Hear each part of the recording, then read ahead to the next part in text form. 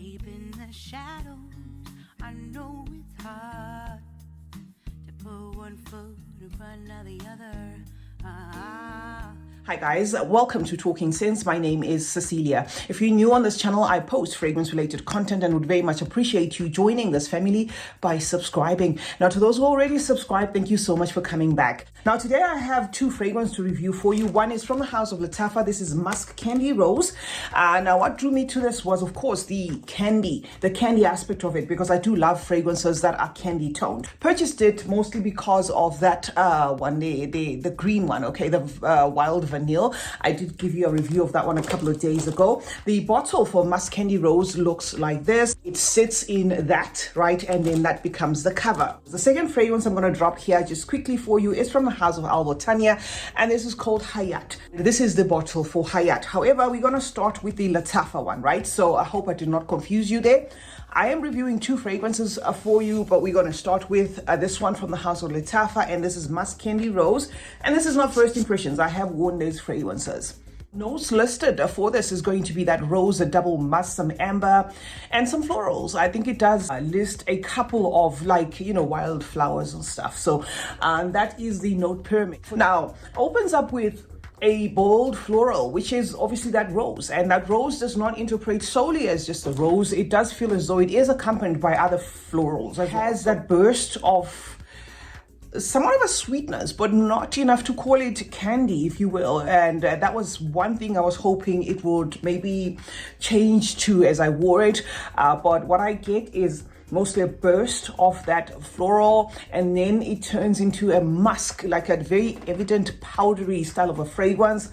And the florals are the ones that you're going to detect more in this than the actual candy. To an extent, I think the naming of this could be a little bit of a throw off. It didn't get to a part where the candy did rise to the surface, but rather the florals there. And the florals kind of taking center stage for about 20 minutes, after which it becomes the florals taking a back seat, and that overdose of the musk and the powderiness. And then the wrap up of a fragrance does, of course, give you an ambery accord.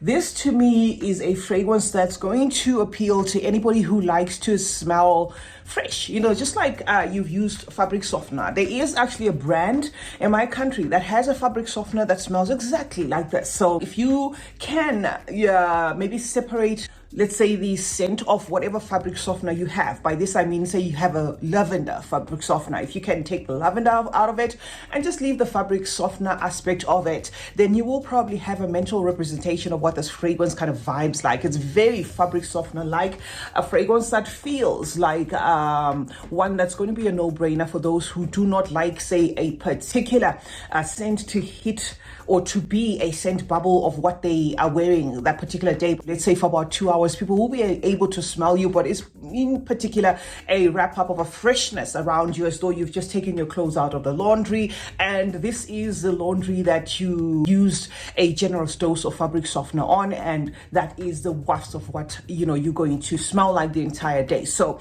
if you are like me, purchase this fragrance for the candy accord, unfortunately you will just get like wafts off in the opening there, after which it just takes that soapy, clean, musky, powdery direction, and that's what's going to wrap you up with a tad bit of the floral accord there that you're going to get. It does to me interpret as a safe fragrance overall, whether for men or women, but perhaps women will find this one more enjoyable than men would. I don't know, but I mean, if you are washing clothes and you use your fabric softener, I think anybody can tolerate that if they love fabric softener on their clothes. So that's what I get from this guy. A fragrance that ends up being a floral, clean, soapy style of a fragrance is what you're going to get here. Amazingly though, I've got to give it its flowers for longevity, because when I sprayed this, it did endure on my clothes for the greater part of the day. Actually, I'm going to say I could smell wafts of this even 6-7 hours going in. I could smell wafts of it, and this was just me,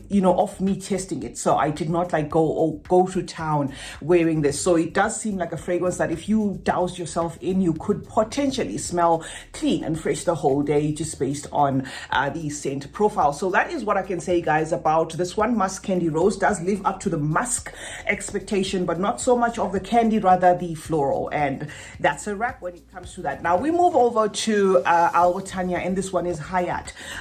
This was a no-brainer for me. I didn't even want to test it because I thought, well, I'm going to like it anyway, because I am in the midst of trying some Wataniahs, and the fact that it did not say anything, even if you go to the Wataniah website, I think there was nothing much about this, except of course that it does have nutmeg, some cinnamon, some vanilla. I think it also lists tonka bean and spices. Basically, that's what you expect from this, okay?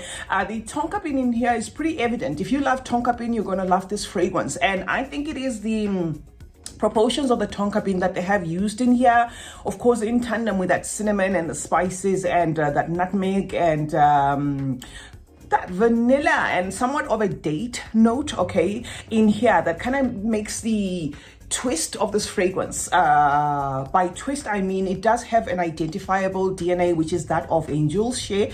So it does feel as though it's cut from that angel's shea DNA, right? So you're going to have that recognizable almost immediately there when you spray it to an extent. It was a little bit of a disappointment to me because in as much as it's not 100 at par, it's a DNA that I think I have loads of, and I was not expecting this to smell anything like it. It's maybe the bottle and stuff. But yes, this does vibe as though it's cut from that same cloth as angel's shea without it being 100 angel's shea. It feels as though the proportions of the tonka have been heightened in there, and it also feels as though there is probably a use of fruits in here, red fruits, possibly berries and stuff. So it is that angel's shea that turns into a fruity twist of an angel's shea, if you will. But again, having said that, the boozy accord that you get in the angel shea DNA will leave some people maybe just fixated on this smelling identical to angel shea than bothering with other pages, because that dose, that boozy dose that you get from angel shea is quite generous in here, where you get that apple pie feel, you know, that cinnamon feel, that cinnamon kick. That is the wrap up of this. But there is a little bit of a twist in here, but because of that, you know, boozy feel there, it's just a cautionary tale that some of you will be fixated on this smelling just like angel shea and not being able to move past that.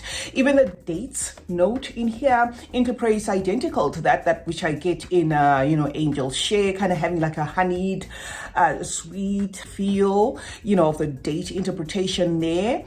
And a little bit savory, but the booziness of it might not make it like 100 gourmand, but there's going to be a gourmand accord there. That is what I get from this, okay? And there is another one that they have, but now I'm being a little bit skeptical when it comes to just picking them off the counter. However, having said that, I think I did notice that they did release a VIP line or something, like a private line or something. Perhaps that's going to give us more pages than, you know, some of the fragrances that I have been picking, because when you pick certain fragrances, especially when the DNA has been done over and over again, it doesn't matter what rendition of it is, you simply, you know, have that element of disappointment where you wish it was something else, right? So all I can say when it comes to this is, if you love that angel shea DNA, but you would love to try something possibly that's a twigged version of that, Wataniah's rendition of that, without it being 100 at par, then this is going to do it for you. However, if you like me and you have used up a lot of interpretations of that angel shea DNA, it might come as a I wish it wasn't, okay? But the lasting power of this is crazy.